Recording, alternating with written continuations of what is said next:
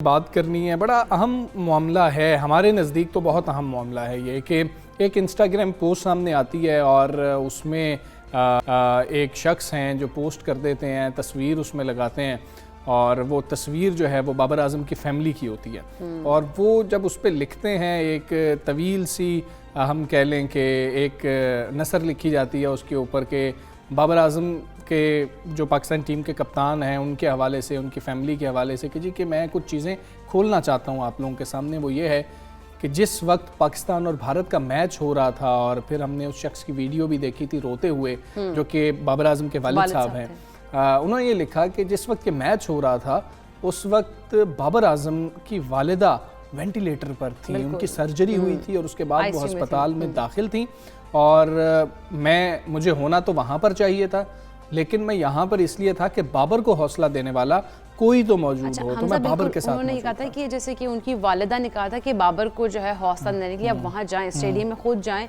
और जाकर उसको हौसला दें। मतलब उन्होंने अपनी भी फिक्र नहीं की थी और उस टाइम मतलब सिचुएशन ये थी कि बाबर आजम और जिस तरह से इंडिया के खिलाफ मैच खेल रहे थे, क्या शानदार और क्या ज़बरदस्त उन्होंने इनिंग्स खेली थी और यकीनन अप्रिशिएट करना चाहिए अपने हीरोज़ को, उनको बहुत ज़्यादा तनकीद नहीं करना चाहिए क्योंकि हम लोग बहुत ज़्यादा तनकीद कर रहे होते हैं। थोड़ा सा ये करते हैं कि सिचुएशन को बदल देते हैं। अगर पाकिस्तान भारत से हार गया होता तो क्या कोई अंडरस्टैंड करता कि पता नहीं हमारे जो खिलाड़ी हैं उनकी फैमिलीज़ में क्या प्रॉब्लम्स चल रही हैं दिमागी तौर पर। ठीक है, उनकी जिम्मेदारी अगर हम कहेंगे जी कि आपकी जॉब है, आप अपनी जॉब बेहतर तरीके से करते हैं, लेकिन आप अपने आप को उस जगह पर रखें कि आप बेहतर तरीके से परफॉर्म कर पाते हैं अगर थोड़ा सा भी आपके घर में कोई मसला हो तो।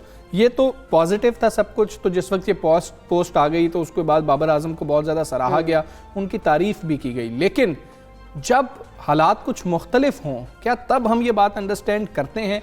नहीं करते हैं। इससे बाबर आज़म के अलावा भी हमें अपनी ज़ाती ज़िंदगियों में क्या सबक मिलता है कि हम दूसरे की पोजीशन अंडरस्टैंड करने की कोशिश भी करते हैं या हम सिर्फ उसी ऐनक से देखते रहते हैं जिससे हमें नज़र आ रहा होता है उसके जो कर्ब हैं, उसके जो अगले शख्स के मसाइल हैं, ना हम वो देख पाते हैं ना ही हम उनको समझ पाते हैं। तो ये बहुत इंपॉर्टेंट चीज़ है जिसको समझना है, जिस पर आज बात भी होनी है। बिल्कुल, इसको समझने की बहुत ज़्यादा ज़रूरत है क्योंकि अगर हम देखें कि बाबर आज़म की अगर हम बात करें वो अपने बेहतरीन खेल की वजह से पूरी दुनिया में क्या पूरी कौम के दिल जो है वो जीत चुके हैं, मगर वतन से वालेहाना मोहब्बत के बाइस भी बाबर आज़म जो है लोगों के दिलों में बसने लगे हैं और पूरी कौम जो है T20 वर्ल्ड कप के तीनों मैचेस में ग्रीन शर्ट्स की शानदार कामयाबियों का जश्न भी मना रही है। मगर किसी को भी खबर नहीं थी कि वो किस तकलीफ से गुजर रहे हैं, किस कर्ब से गुजर रहे हैं क्योंकि उनकी वालिदा मतलब हॉस्पिटलाइज थी। एक सिचुएशन ऐसी हो अगर मतलब वो इंसान कैसे परफॉर्म हम कहते हैं कि कर सकता है सही तरीके से, बेहतर तरीके से, लेकिन बाबर आज़म ने परफॉर्म करके दिखाया और वाकई में उन्होंने दिल में जगह बनाई है पाकिस्तानियों के, ना सिर्फ बल्कि दुनिया भर में जितने भी पाकिस्तानी मुकीम हैं उन सब। बिल्कुल ऐसे ही है। हमने दूसरी मतलब के जो इसका रुख है उस पर बात करनी है कि अगर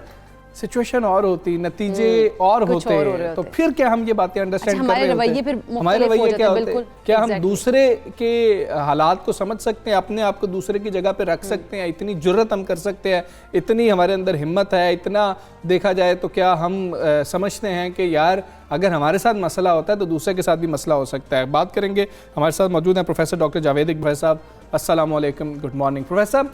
ये जो पूरी एक एपिसोड है, ये पूरा एक वाक़या हमारे सामने आया, अच्छा पॉजिटिव हालात थे इसलिए हमने इसको पॉजिटिवली ही लिया है, लेकिन इससे हमें सीखने को क्या मिलता है?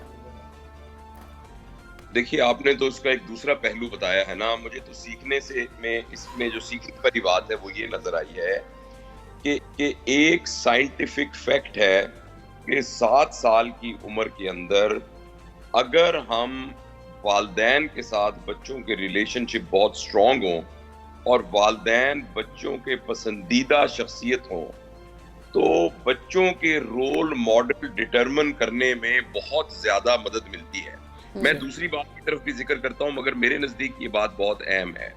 हमें साइंसी स्टडी ने और जो पेरेंटिंग के एक्सपर्ट्स हैं उन्होंने ये बात बताई है कि जब बच्चे की उम्र 8-9 साल तक होती है उस पीरियड के अंदर बच्चे के आइडियल उसके माँ बाप होते हैं। बच्चे को ये लगता है कि दुनिया में सबसे कीमती, सबसे अहम जो शख्सियात हैं वो मेरी अम्मी और मेरे अब्बू हैं।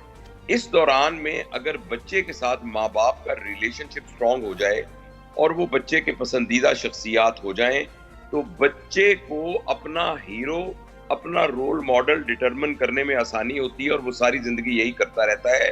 और बाबर आजम के बारे में एक तस्वीर भी आई है जिनकी उनके वालिद साहब ने मोटरसाइकिल पे उनको बिठाया हुआ था। और ये देखिए, ये बात हम सब के लिए सबक है। अनफॉर्चुनेटली हम अपने बच्चों के साथ बहुत ज्यादती करते हैं जब 7-8 साल के अंदर वालिदैन इस किस्म की हरकतें, सॉरी मैं हरकतों का लफ्ज बोल रहा हूँ, करना शुरू कर देते हैं, जिससे वो तरबियत के नाम पर बच्चों के पसंदीदा नहीं रहते। मैं आपको एक बहुत अहम बात बताना चाहता हूँ, बच्चों के अंदर रिस्पेक्ट करने का सेंटर डेवलप नहीं हुआ होता। बच्चे को ये लफ्ज कि मैं किसी की रिस्पेक्ट करूं, बड़े की रिस्पेक्ट करूं, ये बात 11 साल से पहले समझ में नहीं आ सकती। बच्चे के अंदर सिर्फ एक सेंटर होता है कि क्या मुझे पसंद है, क्या मुझे नहीं पसंद, मैं किससे मोहब्बत करूं, मैं किससे नहीं मोहब्बत करूं। लिहाजा वालिदैन के जिम्मे ये बात है कि 10 से 11 साल की उम्र तक बच्चे को सजा, जजा, मारपीट, डांट डपट बिल्कुल नहीं करें। इस दौरान के अंदर बच्चे के अंदर सजा, वैल्यू सिस्टम, सही गलत का इसके समझने का सेंटर ही डेवलप नहीं हुआ होता। मेरा ख्याल कि बाबर आजम के वालिद के साथ उसके रिलेशनशिप की हिस्ट्री में ये समझ में आता है कि 7-8 साल की उम्र तक उन्होंने अपने बच्चे के पसंदीदा शख्स बनने के लिए हर वो काम किया जिसके नतीजे में बाबर आजम ने एक रोल मॉडल और आइडियल बनाया और इस मकाम पर पहुंचे। जहां तक दूसरी बात है, देखिए ये हमारा ना एक इज्तिमाई रवैया है, ये हमारे यहाँ नहीं, ये हर जगह पर ही होता है। हमारे पड़ोसी मुल्क में तो इससे भी बहुत ज्यादा होता है। आपने देखा ना कि जब वो हारते हैं, जैसे अब आजकल उनके ऊपर ये बुरा वक्त आया हुआ है, तो उन्होंने अपनी चीजें जलानी शुरू कर दी, उन्होंने टीवी तोड़ने शुरू कर दिए, और फिर उनको जब ये मौका मिला कि वो मोहम्मद शामी, चूंकि वो मुसलमान थे, तो उसको एक हवाला बनाकर उसको एक मजहबी रंग भी दे दें, तो ये हमारे और ये जो है ना टॉलरेट ना करना, ये हमारे यहाँ ज्यादा इसलिए है कि हम सारे के सारे मिमिक करते हैं, हम सारे के सारे नकल करते हैं। हमारे मुआशरे के अंदर टॉलरेट ना करना हमें बाकायदा एज एन इंस्टीट्यूशन सिखाया जाता है। हमारे बड़े भी ऐसे करते हैं, हमारी माएं, हमारे बाप ये भी नहीं करते। हमारी माँ भी जो है वो अपनी सास को और अपनी नंद को टॉलरेट नहीं करती। इसी तरीके से जब हमारे जो लीडर हैं वो भी एक दूसरे को टॉलरेट नहीं करते। जब आप एक नवाज शरीफ की पार्टी का बंदा, इमरान खान की पार्टी का बंदा, पीपल्स पार्टी की पार्टी बंदा, तीनों बिठा देते हैं, वो तीनों एक तीसरे को टॉलरेट बिल्कुल नहीं करते, और वो ये साबित करने की कोशिश करते हैं कि मेरा लीडर जो है वो जुनैद बगदादी है और बाकी सारे के सारे जो है वो माज़अल्लाह बिल्कुल, यानी वो ये प्रिज्यूम ही नहीं कर सकते कि दूसरे लीडर में कोई एक भी खूबी हो सकती है। अच्छा रुकिए, मजहबी जितने भी हमारे फिरके हैं, ये सारे के सारे जब इकट्ठे हो जाते हैं एक दूसरे को टॉलरेट ही नहीं करते। मतलब है मुसलमान होने के लिए किसी ना किसी फिरके के रेफरेंस से मुसलमान होना है, तो ये जो टॉलरेट ना करना है और ये सोचना है कि दूसरा जो मेरे सामने खड़ा है इसके अंदर कोई भी अच्छी बात नहीं हो सकती, इसलिए ये सारी की सारी हमारी तरबियत हुई हुई है। ठीक। और इस तरबियत के जिम्मेदार ये सारे लोग हैं। बिल्कुल ऐसे, लेकिन प्रोफेसर जैसा आप कह रहे हैं कि टॉलरेट नहीं हम करते एक से तीसरे बंदे को, एक से दूसरे बंदे को, तो ये टॉलरेंस किस तरह से अपने अंदर लेके आई जाए कि हम टॉलरेंस कर सके, या बच्चों को किस तरह से स्टार्टिंग से ही उसको ऐसी ट्रेनिंग दी जाए कि वो बड़े होकर वो एक दूसरे को टॉलरेट कर सके, कम से कम एक दूसरे की बात को टॉलरेट कर सके। बच्चों की तरबियत का तो मसला ही नहीं है, मसला तो बड़ों की तरबियत का है। बच्चे तो प्रोडक्ट हैं आपका। ये जो हमारे ज़हन में एक बात आ गई ना, हम अपने बच्चों को अच्छा बच्चा कैसे बनाएं, हम अपने बच्चों को अच्छा बच्चा कैसे बना सकते हैं जबकि हम बड़े अच्छे नहीं हैं। देखिए ये बच्चे हमें नजर आ रहे हैं ना, जो हमें अच्छे बच्चे नहीं नजर आ रहे हैं, ये इसलिए नजर है कि पिछले 30-40 साल में हम बड़े अच्छे नहीं। तो अगर आपने अच्छे बच्चे बनाने हैं तो वो तमाम लोग जो पोटेंशियल वालिदैन बनने वाले हैं उनकी तरबियत कीजिए, उनको साइंस समझाइए, उनको ये समझाइए कि टॉलरेंट कैसे सिखाना है। ये जो बच्चे हमने टॉलरेंट बना दिए हैं, इनको तो बर्दाश्त करना पड़ेगा, और ये तो माशरे में जो कुछ फसाद मचाएंगे, आपके सामने फसाद मचा रहे हैं। तो ये तो आपने एक दीवार बनानी थी, उस दीवार के नीचे की जो बुनियाद की ईंटें रखनी थी वो आपने 2 ईंटें टेढ़ी रखी हुई है। अब जब 3 मंजिला इमारत बन गई, आप कहते हैं ये पीसा का मीनार क्यों बन गया, ये टेढ़ी दीवार क्यों बन गई है।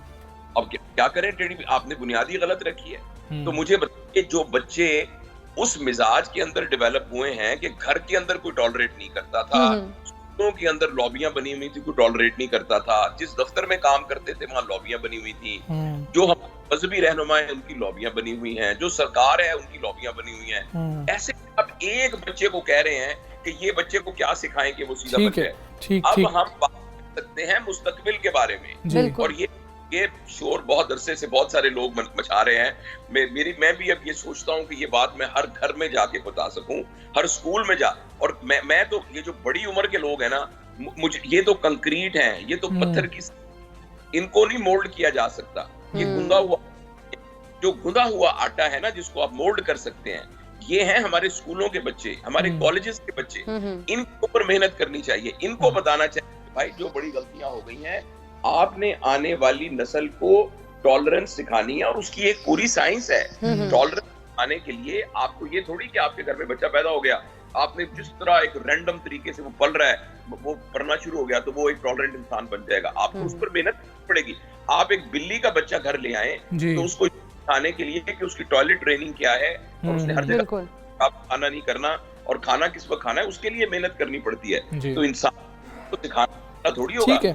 ठीक है प्रोफेसर साहब, आपसे हम ये भी जानना चाहेंगे कि जो एक और चीज़ है कि शायद हमारे मुआशरे का ये हिस्सा है, और इसमें आप बताइएगा कि मुख्तलिफ अनासर क्या हो सकते हैं। हम दूसरे की सिचुएशन को अंडरस्टैंड क्यों नहीं करते हैं। इस वीडियो से हम एक और चीज़ भी सीखते हैं कि हमें नहीं पता होता कि अगला किस प्रोसेस से गुजर रहा है, उसकी इस वक्त दिमागी हालत क्या है, इस वक्त उसके घर के अंदर क्या मसाइल चल रहे हैं, उसके जेब के हालात कैसे हैं, उसके पेट के हालात कैसे हैं। हम जजमेंटल हो जाते हैं, जज करना शुरू कर देते हैं, और फिर हमें यह लगता है चूंकि शायद हम लेम एक्सक्यूजेस पेश कर रहे होते हैं, तो हर शख्स लेम एक्सक्यूजेस पेश कर रहा होता है। खास मतलब हम दफातर की आपने बात की, दफातर में देख लें एक शख्स ने छुट्टी मांगनी हो तो सारों की नज़रें उस पर होती हैं, भाई ये तो झूठ बोल रहा है, इसको कोई ऐसा मसला नहीं है। हम दादे नानियाँ नाने सारे मारने के लिए तैयार होते हैं, छुट्टियां लेने के लिए भी। ये सारी एक सिचुएशन है। ये क्या प्रॉब्लम्स हैं, हम क्यों अंडरस्टैंड नहीं कर पा रहे होते? क्योंकि हमें लगता है कि जैसे हम दूसरे को डॉज कर रहे होते, अगला भी हमें डॉज कर रहा है। इसका भी कोई हल है? हल से पहले हमें उसकी वजह ढूंढने की जरूरत है। जी। और उसकी वजह ये है कि मिन हौसल कौम हमारी तरबियत सही नहीं हुई। देखिए ना, अब जो लोग इंग्लैंड में रहते हैं, अमेरिका में रहते हैं, वो आके एक बात ये कहते हैं कि वहां कोई झूठ नहीं बोलता। बच्चे अगर आप किसी को ये कहें कि यू आर अ लॉयर, तो वो इससे बड़ी वो गाली कोई नहीं समझता जी। ये एक इंसान की मिजाज होता है, एक खानदान का मिजाज होता है, एक पूरे मुआशरे का मिजाज होता है। पूरे मुआशरे के वहां भी क्रिमिनल होंगे, वहां भी झूठ बोलने वाले होंगे, लेकिन जो इज्तिमाई मिजाज है उसके अंदर झूठ की कोई गुंजाइश ही नहीं है। तो हमारे यहाँ देखिए, ये जो बात आप कह रहे हैं ना कि हम टॉलरेट नहीं कर रहे हैं, हम ये कर रहे हैं, हम जो ये इसलिए कर रहे हैं कि हमने पिछले 60 सालों के अंदर अपने मुल्क की, मुआशरे की वैल्यू सिस्टम पर कोई मेहनत नहीं की हुई। हम एक बना दी है, जिसके पास पैसा या पैसे से खरीदे जाने वाली चीजें ज्यादा हैं, वो बड़ा है। अच्छा, अगर हम नहीं है तो इसका मतलब ये है कि हम बेवकूफ हैं, हमने आंखें बंद की हुई हैं, रोशनी होने के बावजूद हम कह रहे हैं।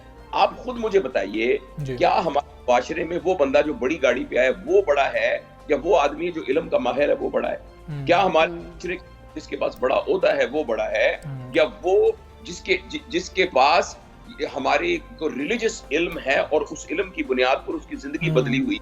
हमारे मेयार गलत है। क्या एक बाखलाक है, या दयानतदार है, या सच्चा है, वो बड़ा है। हमने अपने बच्चों को शुरू से, आप देखिए, इसको एक फिनोमेना कहते हैं, इसे कहते हैं डाइनिंग टेबल फिनोमेना।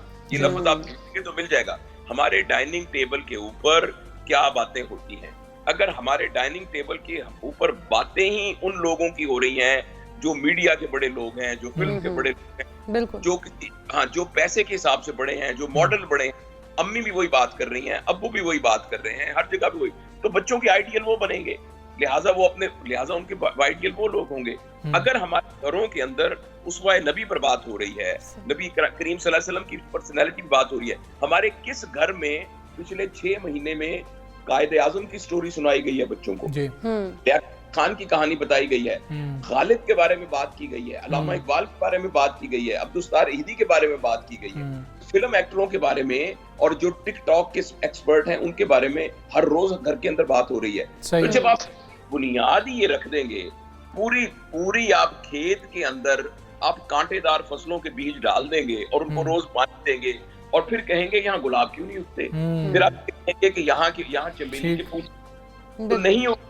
मैं आपको अर्ज करना चाहता हूँ अब मेरी आपसे बहुत दफा बात होती है और मैं हमेशा बहुत ही धीमे लहजे में बात करता हूँ। मैं आपसे अर्ज चाहता हूँ, मेरा दिल चाह रहा है कि मैं सख्त लहजे में ये बात सब दोस्तों को बता सकूं जो सुन रहे हैं। हमारे मुल्क में इस वक्त नेशनल इमरजेंसी है, हमारे यहाँ एक क्राइसिस की सिचुएशन है। अगर हमने अपने उन लोगों को जिनके यहाँ बच्चे पैदा होंगे इंशाल्लाह, जो पोटेंशियल पेरेंट्स हैं, उनकी तरबियत न की। मैंने ये बात इमरान खान साहब से भी पिछले दिनों एक मीटिंग हुई थी, ये रहमतुल्लाह आलमीन कॉन्फ्रेंस के सिलसिले में, तो उन्होंने मुझे भी बुलाया था। मैंने उनसे ये बात बिल्कुल इन्हीं अल्फाज में कही थी और शफकत महमूद साहब भी वहां तशरीफ रखते थे। मैंने कहा प्लीज पेरेंटिंग को एक कोर्स के तौर पर हमारे एजुकेशन सिस्टम में दाखिल किया जाए, और वो इस तरह नहीं जिस तरह फिजिक्स केमिस्ट्री दाखिल है कि आप तीन कानून सीख लिया और फलान के इम्तिहान ले लिया। इस तरीके से सीखा जाए कि ये हमारी सेकंड नेचर बन जाए। इसके लिए कीजिए, एक्सपर्ट्स को पकड़ के बताइए, अदरवाइज हमारी एज अ नेशन हम डिस्ट्रक्शन की तरफ जा रहे हैं।